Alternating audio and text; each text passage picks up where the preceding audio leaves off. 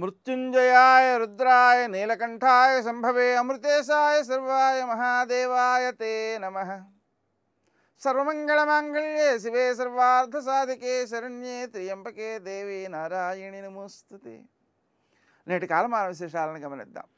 స్వస్తి శ్రీ చాంద్రమాన నందననామ సంవత్సరం దక్షిణాయనం, కొన్ని పంచాంగాల్లో ఉత్తరాయణం, గ్రీష్మ ఋతువు, ఆషాఢమాసం, కృష్ణపక్షం, సోమవారం.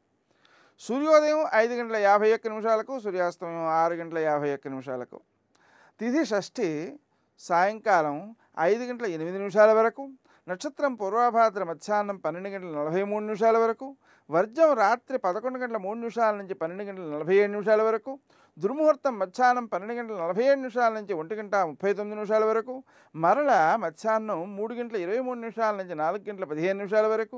అమృతకాలం నిన్న ప్రారంభమైనది, ఈరోజు ఉదయం శేషంగా పూర్తవుతోంది, ఉదయం 6:01 వరకు. రాహుకాలం సోమవారం కాబట్టి ఉదయం 7:30 నుంచి 9 గంటల వరకు. నేటి విశేషం ప్రదోషం.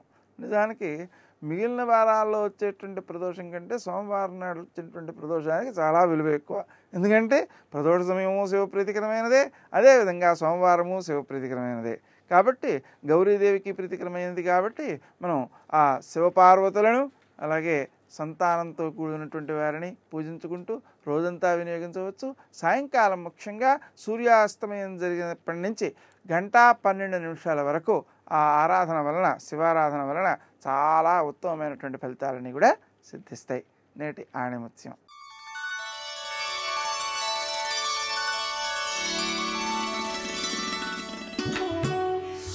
ఇతరుల బాధలో బాధను, సంతోషంలో సంతోషాన్ని మనం పొందగలుగుతుంటే దేవుడిని ప్రేమిస్తున్నట్లే.